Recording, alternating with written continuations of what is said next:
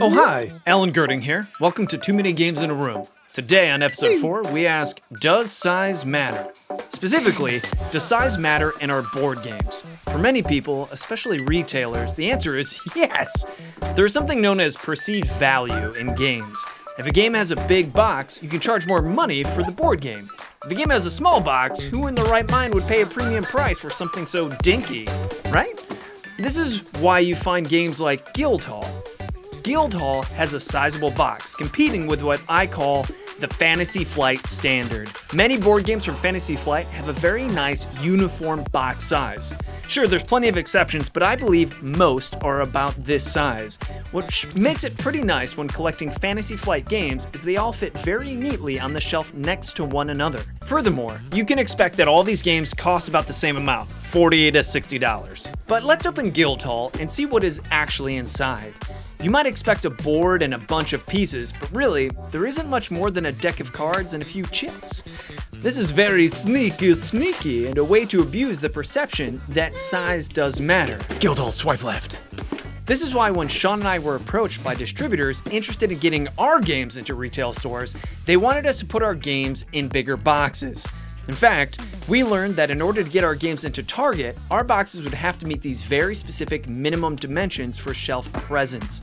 They want their consumers to be visually interested in all of their games equally, like this game Wink. Wink is a Target exclusive. It's a decent game where you try to communicate only by winking. Some people consider it a classic game, but similar to Guildhall, it kind of stinks of that size manipulation. But understanding it's a Target exclusive gives it a little bit of a break, because it has to meet that size standard for the shelf presence. Instead of it just being these 10 player avatars and this deck of cards with faces on them, they've increased the size as much as possible to fit that Target standard shelf presence size. Wink, swipe left. So, did we agree to change our box size to get into Target and other big stores? No, maybe foolishly, we decided to sell our games through Amazon, through privately owned friendly local game stores, retailers, and our own online store. Buy all of our stuff at TuesdayNightGames.com today! So yeah, to many retailers, distributors, publishers, and even uninformed consumers, size does matter. But then came a little game by the name Love Letter.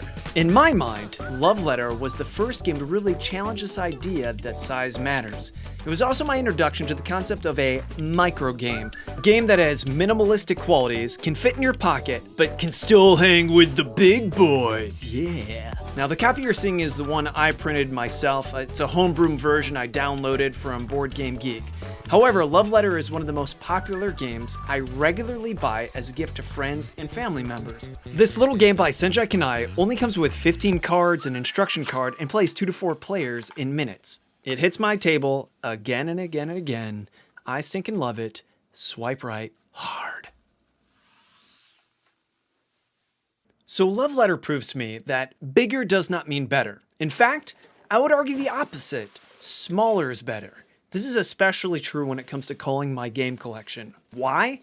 Because I only have so much physical room for my games in my home. So if I have 2 games that are very similar and I can't choose which one to keep and which one to sacrifice in the name of charity, I'm going to get rid of the bigger of the 2 games. This concept that smaller is better quickly became apparent to me in the last episode of Too Many Games in a Room. This is when I was getting rid of old school games. Specifically, when I was on the fence about keeping the Omega virus, it was its massive physical size that ultimately guided me towards selling it for charity. All I could do was think about all the other smaller, arguably better games that could occupy the same amount of shelf space as just one gigantic Omega virus. So, size does matter. And perhaps one company that knows that better than any other is this small Japanese company called Oink Games. Here are the Oink games that I currently have in my collection. And here's a tuck box to show you the size comparison.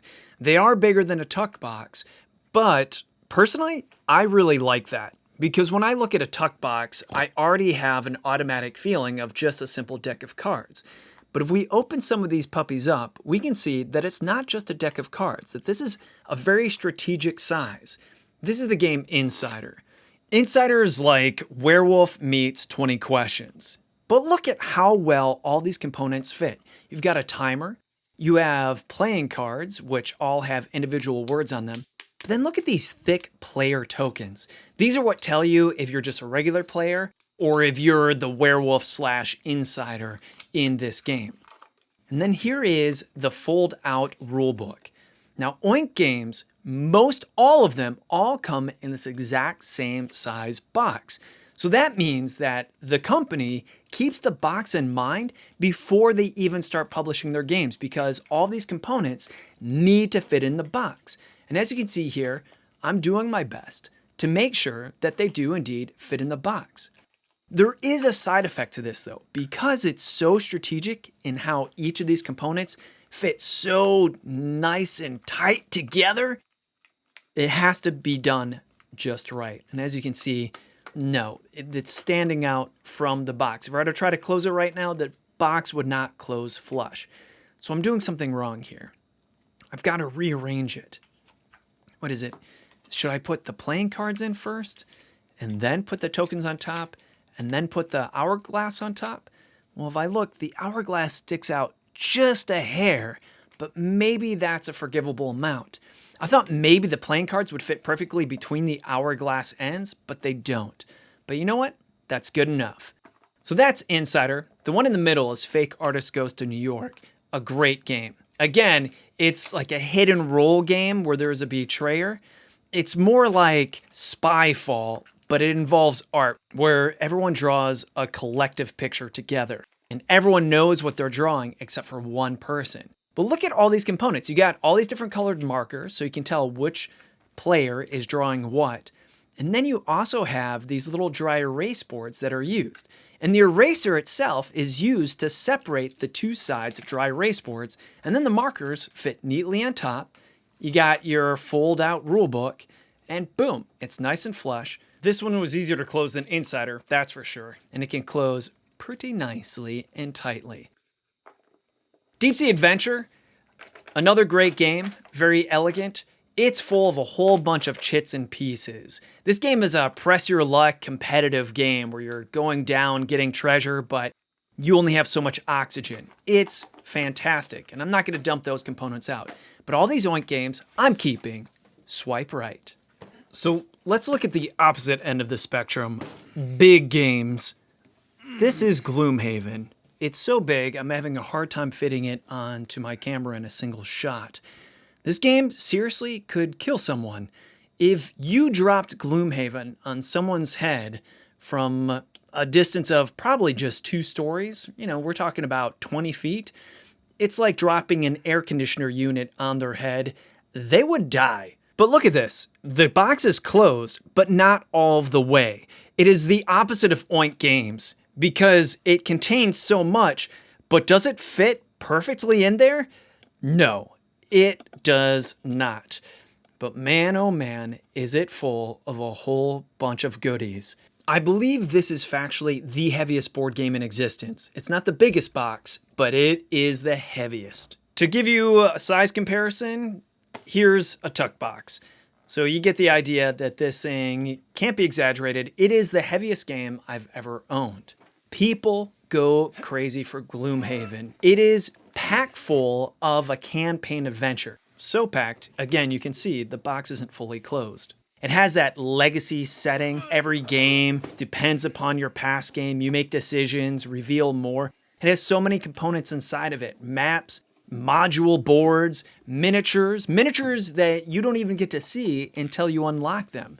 So it really has this slot machine dopamine release of you don't know what you're going to get next, so you want to keep on playing just to see what you reveal, whether it be story, items, advancing your character, or unlocking an entirely new character. So a lot of people consider this the master game of dungeon diving miniature board game fun.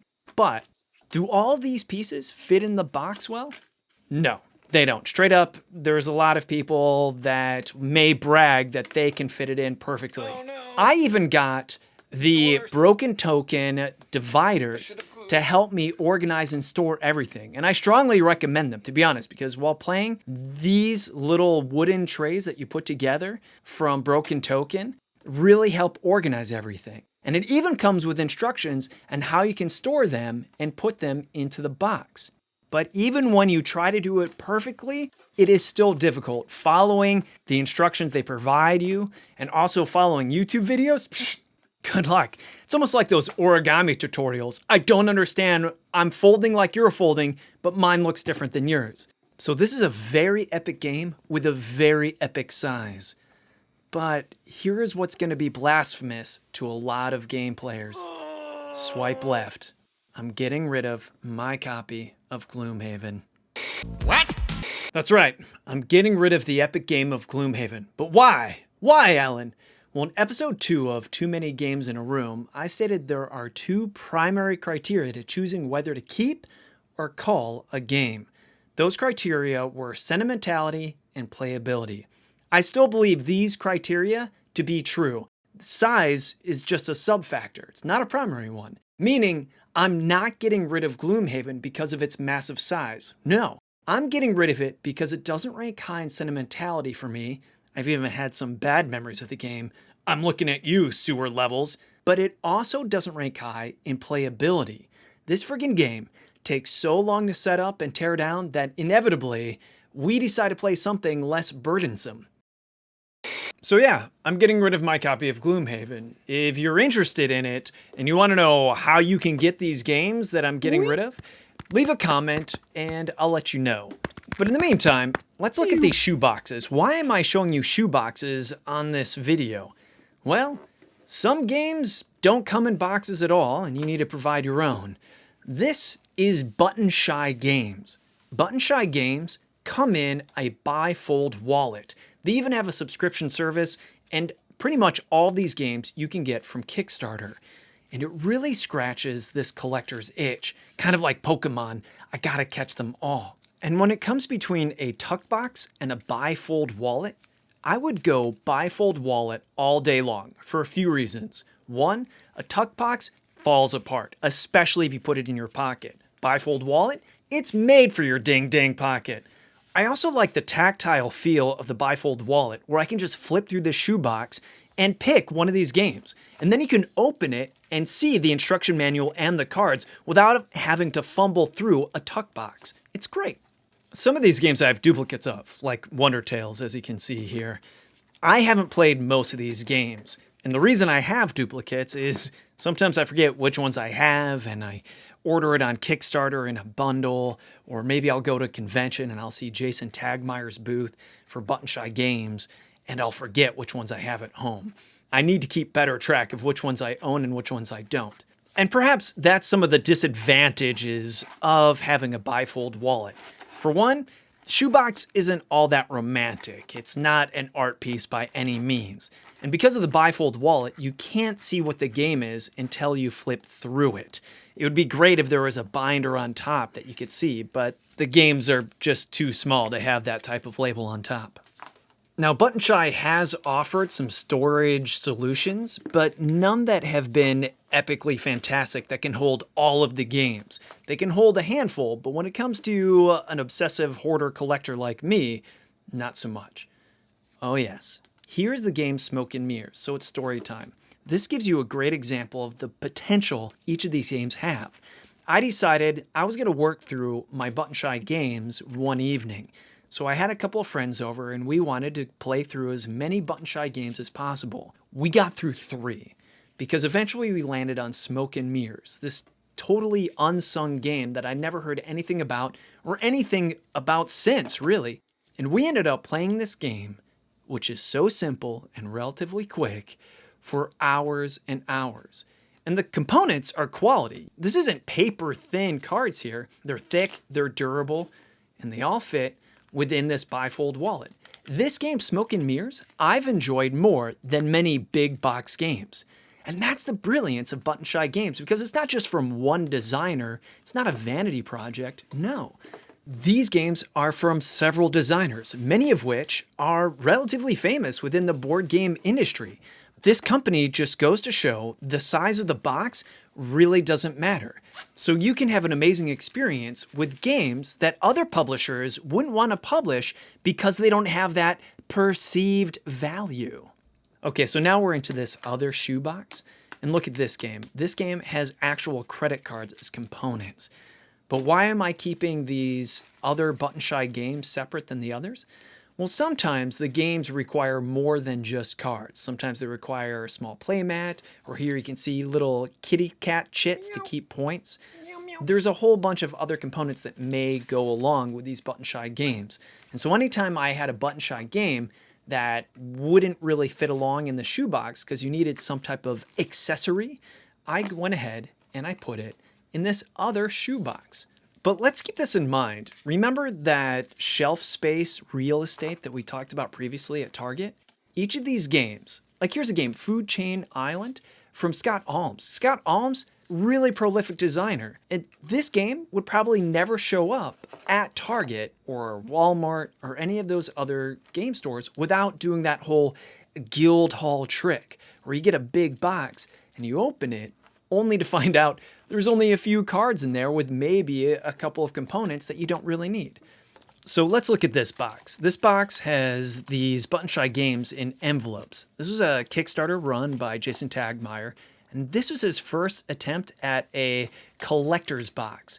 I don't know if he thought that all of the games would fit in this collector's box, or if it was kind of that culling your button-shy collection where you only put your most favorite button-shy games in there. Here's a game, Hot Dogs. This one's actually by Jason Tagmeyer himself. But it comes with these little wieners. Look at these adorable things. So again, that's why it made it into this box. Not all of these games require little components. Some of it's overflow because they didn't fit in the other box. But the ones that do require extra components, I put in this larger shoebox. So here's the thing about button-shy games. I can be a game collector without it interfering with my game shelf. So this is a big exception. Swipe right. I'm keeping all of these things and will continue to collect them. So I can't really mention button-shy games without mentioning Packo games. Look at the size of this. Your eyes aren't deceiving you. This is the size of a gum box. There's a whole lot of these games. They're all the size of a gum box. So just like button-shy games went ahead and made their games all fit a bifold wallet, each of these games have a couple of things going for them. Obviously, the size. But here's the stressful thing. Each of these games only have three-letter titles. Here's the game Lie. You can see the game Woo, and Bus, and Taj. And what I also like about these games is that on one of the sides, it tells you visibly what the player count is in little six-sided die fashion. So if you look at Fly, that's a one-player game because it has the one-sided die on the side of it. Now, fans of the show may notice that all of these games are still in their shrink wrap. I haven't played any of them. And maybe this will upset some people. I don't know why it would, but I'm going to keep all of these games. Perhaps I should keep them for my Shelf of Shame episode, but I'm going to give myself a pass because, again, these are so small. I'm so curious how well they'll actually play. I'm at least going to play all of these before I get rid of them. And even if I don't, I could lose them behind a shelf. I think it's just one of these exceptions to the rule when culling your collection that why not hold on to these when they're that small. Okay, look at these books in shrink wrap. That's pretty odd for me to have books in shrink wrap, right? Well, they're not books. These are games from Facade Games. They have a similar premise to Packo Game and Button-Shy Games. They keep all of their games in these faux books, which I love.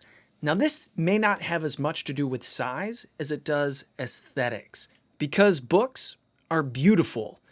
It gives you that sensation of having a library. And that's a big complaint a lot of people have about games on a shelf, that they're gaudy and ugly. You can have a kid's game that has these bright, ugly colors that just blind you next to a game that's trying to be more sophisticated and subtle or dark. So it's just this juxtaposition of styles and color and even box sizes. What's interesting here in the Facade games is that they've moved to a standard size box by the looks of Deadwood, Tortuga, and Bristol.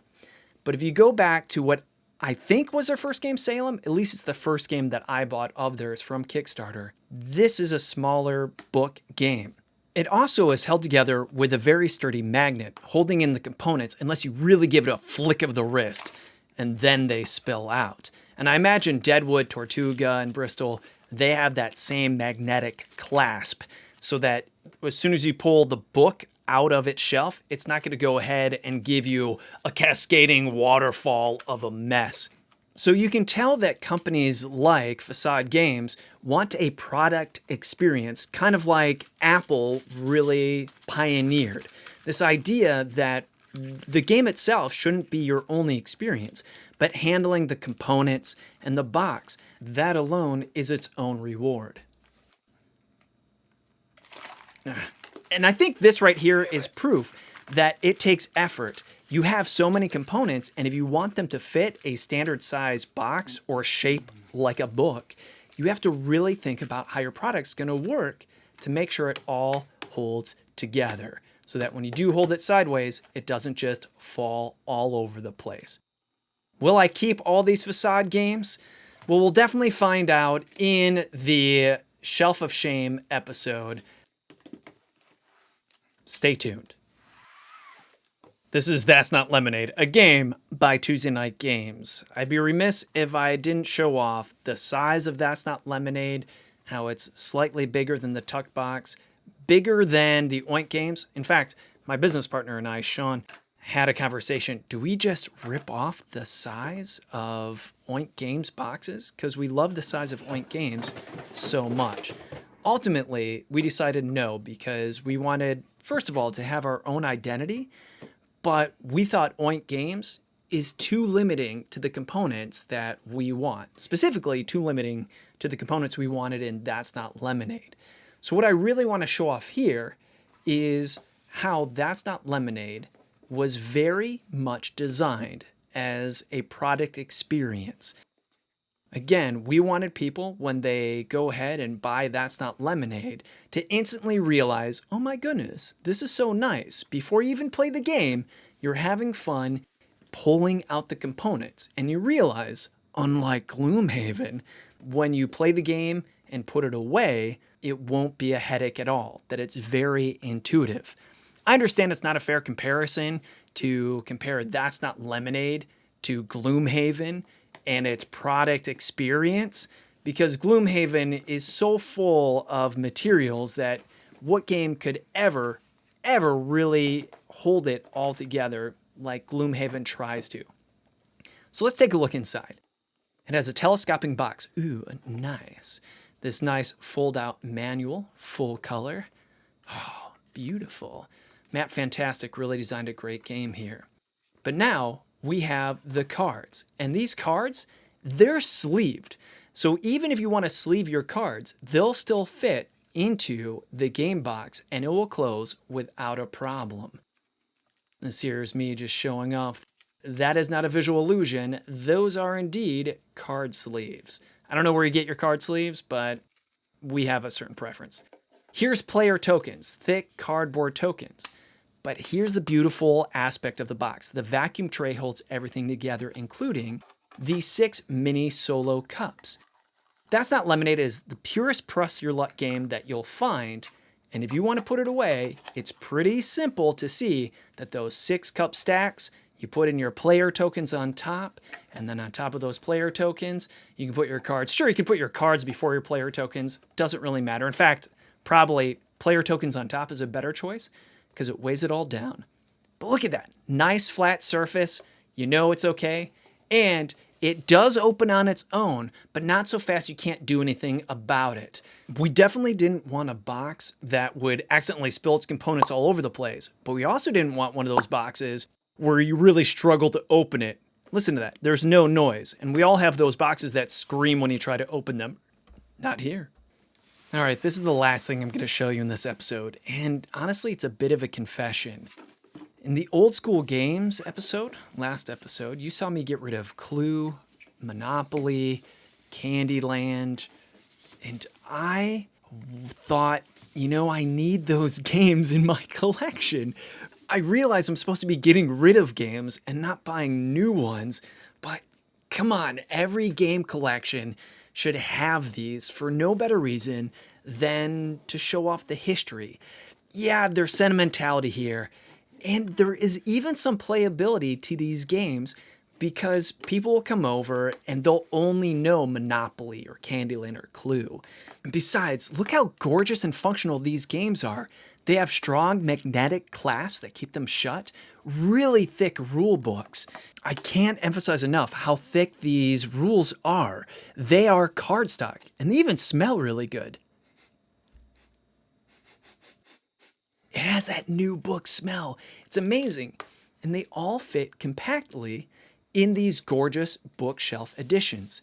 Yeah, there's been plenty of other bookshelf editions before, but these came out as a set. They all are aesthetically similar and pleasing together. You can tell they're meant to be next to each other. And more than any other bookshelf edition, they really have that product experience in mind because everything fits so neatly together. The board folds out, looks great, and still fits in this bookshelf edition. I actually like the folds. But look at the components as well. They come in these really high-end boxes and shelves.